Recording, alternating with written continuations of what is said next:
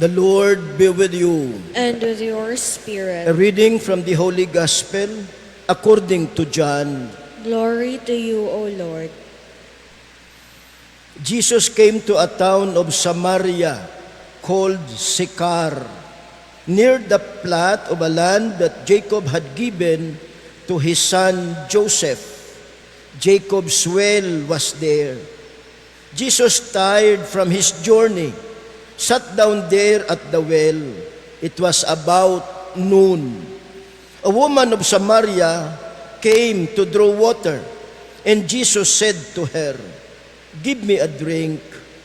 His disciples had gone into the town to buy food. The Samaritan woman said to him, "How can you, a Jew, ask me, a Samaritan woman, for a drink?" For Jews use nothing in common with Samaritans. Jesus answered and said to her, "If you knew the gift of God and who is saying to you, 'Give me a drink,' you would have asked him, and he would have given you living water." The woman said to him, "Sir, you do not even have a bucket, and the cistern is deep.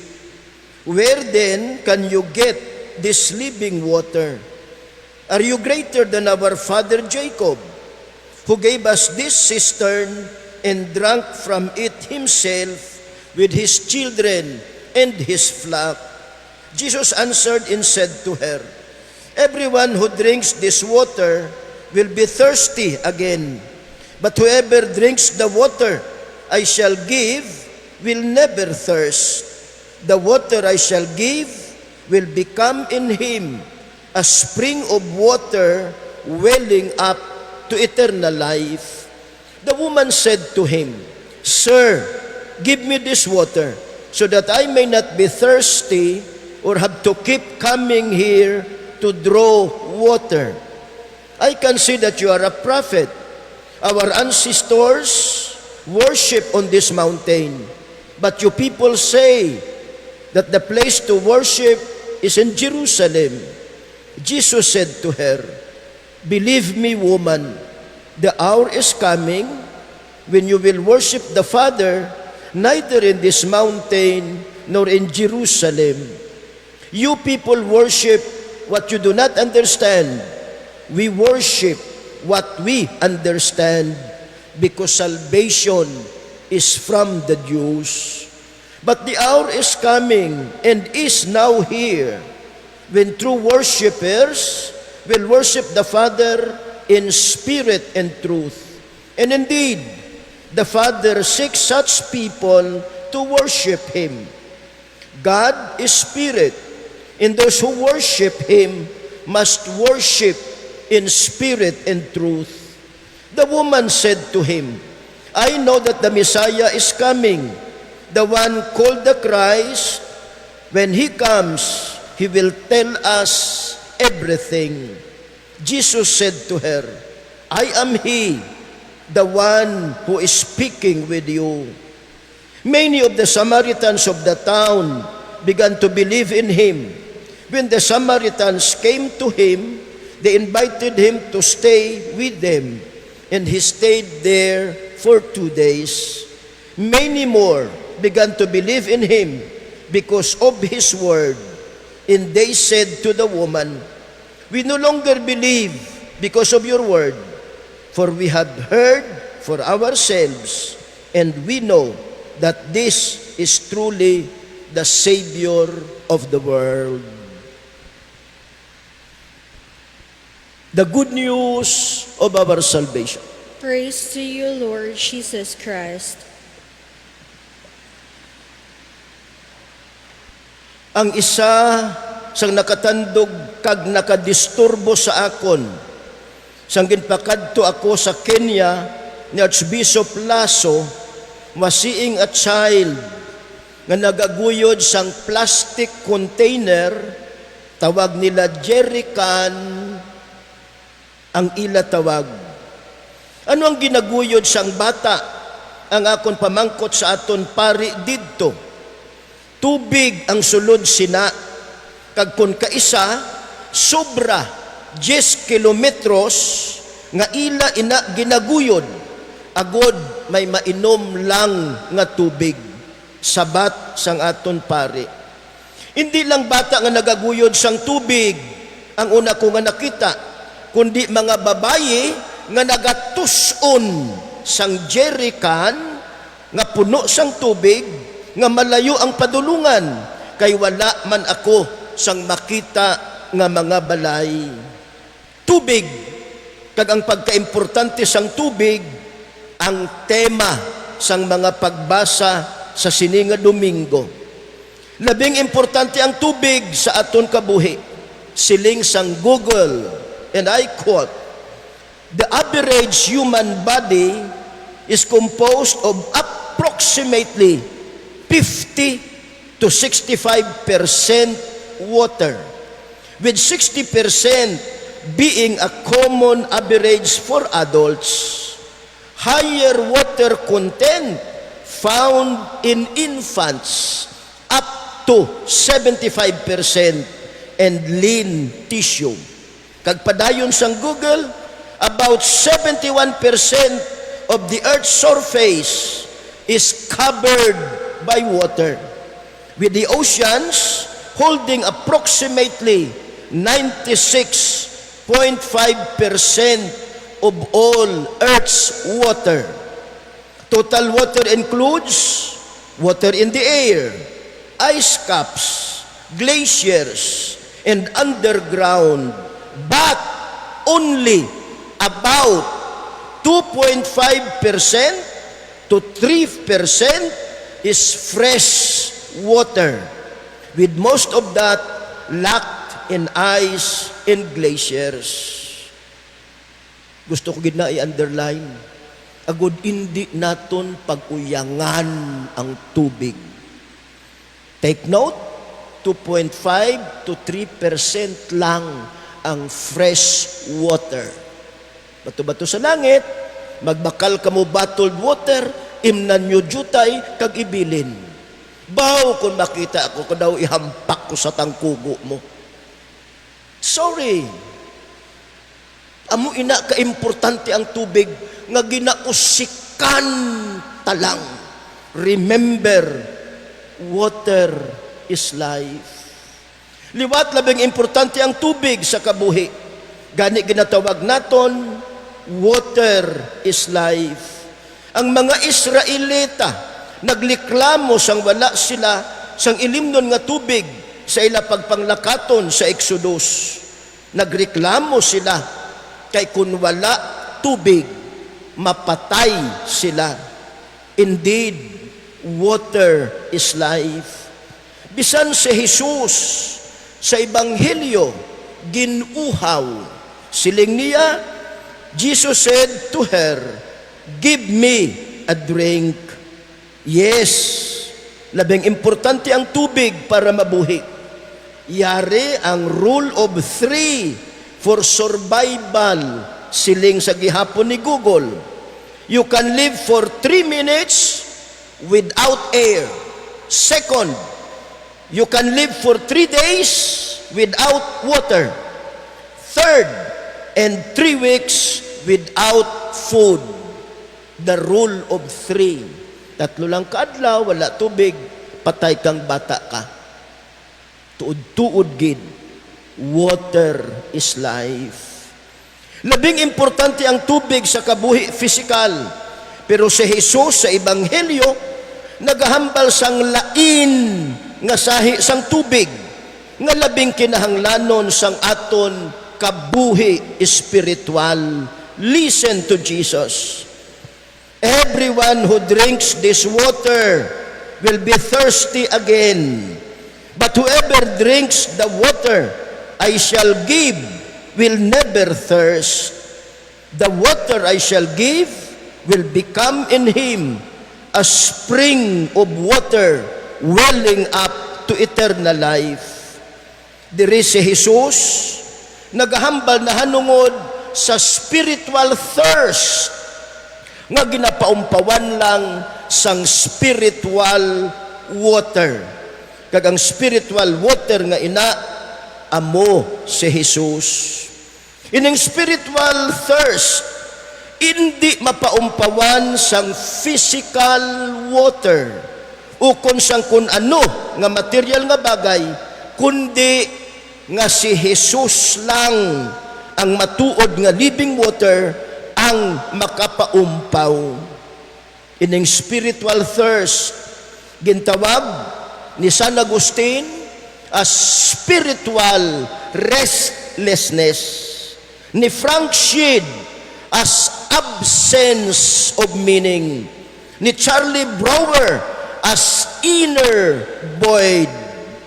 Katulad sina ang experience ni San Agustin sang siya magsiling, "My heart is restless until it rests in Thee, my God." Sa kada tawo may kauhaw nga hindi mapaumpawan sang bisan ano nga sahi sang tubig. Mineral water, distilled water, alkaline water, pie water. Ubuson mo na kainom. You will never be satisfied. Kay si Jesus lang ang makapaumpaw sinang spiritual thirst nga ara sa aton kaugalingon. There is a restlessness in us that no success can satisfy. There is an absence of meaning that no science can enlighten. There is an inner void that no material thing can fill. Kagang Ebanghelyo nagatudlo sa aton nga si Jesus lang ang makapakalma sang aton restlessness, ang makahatag kahulugan sa absence of meaning sa aton kabuhi, ang makapuno sang inner void sang aton kabuhi. Gani ang panghangkat sa aton is to cultivate a deep personal relationship with Jesus. Paano naton ina makultibar? Seryoso naton nga hakson ang pillars of Lent: prayer, penance, and almsgiving. Prayer, I know, hindi mahapos kay kinahanglan ang self-discipline agod makapangamuyo. At 66, I am still struggling with my prayer time. I admit that sometimes I compromise my prayer time with my work, justifying it by saying, my work is my prayer. But I humbly admit that prayer deepens our relationship with God. And it is more important than our other concerns. We badly need it to cultivate relationship with God. Ganiutod, disiplinaha imo kaugalingon, pilita agud makahatag tinion sa pagpangamuyo. Silinggani ni Oswald Chambers, prayer does not fit us for the greater work. Prayer is the greater work. Prayer is the greater work. Kinahanglan naton ang willpower agud makapangamuyo. Sang sa seminaryo pa lang ako, mahapos mag-holy hour. Kaya gina-training kami adlaw-adlaw, dapat may holy hour. Sang sa seminaryo ako, 5 to 6, holy hour namon. Either you spend it in the chapel, in the oratory, or in the privacy of your room. Mahapos, because everybody was praying. Now that I am alone, ako lang kapangamuyo. Ang iban kasadya, hindi mahapos. Disiplinahon mo gid ang imo kaugalingon. Piliton mo gid lamang makahatag tiyempo para sa Diyos. Second, penance. This is not about giving up things, but about giving room to something better. Katulad abis ang digital fasting nga ginapangayo sang mga obispo. Bato-bato sa langit. Wala tiyempo sa prayer, pero lawig nga oras ang ginauyang sa social media. Correct? I am guilty of that too. Wala na ako nagasubscribe sa newspaper. Sa digital media na lang ako nagabasa. Wala pa gasto. Lamang kung mag-scroll ako, may makita ako kag nagaka-entertain ako. Before I know it, isa na kauras ang nagasto ko sa panulay nga social media. Gani ang CBCP nagaagda sa aton. Basi pwede amo ina aton i-give up to give room to prayer. Kagabi lang, antes ako magtulog, nag-review ako sa akong homily today. Pagbukas ko, nakita ko dayon ang paborito ko sa social media, si Bossing Vic. Ambot ko nakita nyo na, nagaka-entertain ako. Before I know it, 8 to 9, Bossing Vic lang ang ginalantaw ko. Panulay. That is how social media works. At my age, 66, matiplang ako gihapon. Liwat madamo ang nagaagaw sang aton tiyempo para sa Dios. Basi pwede naton sila i-give up to give room to prayer and Bible reading. And that is penance. Almsgiving. Traditionally, we give up food in fasting to give room to almsgiving. Ang alkansya namon sa alay kapwa nagasiling ay fast that others may live. Ang kwarta nga wala ko magamit kay nag-fast ako sa akon pagkaon, amo ina ang gamiton ko agud may ihatag ako sa akon isig katawo, ilabi na gid ang kubos. Napaambit ko na sang parish priest ako sa tubungan, may box kami nga nagasiling abstinence and fasting box. Hindi ka magkaon karne sa Biyernes, ihulog sa abstinence box kay gamito naton ina para sa programa sa kubos. And we did. We encourage everyone. I fast that others may live. Brethren, the pillars of Lent, prayer, penance, and almsgiving are great help to cultivate deep personal relationship with God, who alone can quench our spiritual thirst. Dako ang ilabulig, agud indi naton ma-experiensyahan ang spiritual restlessness, ang spiritual absence of meaning, ang spiritual inner void. Tapuso nato ang aton refleksyon pagi sa ginhambal ni Saint Peter Chrysologus. Please listen attentively, and I quote, "Fasting is the soul of prayer.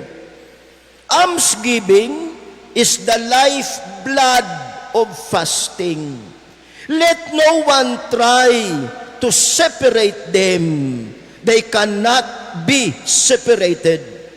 If you have only one of them, or not all together, you have nothing. So if you pray, fast. If you fast, show mercy. If you want your petition to be heard, hear the petition of others. If you do not close your ear to others, you open God's ear to yourself. Again, when you pray, fast. And when you fast, give alms. These three are inseparable.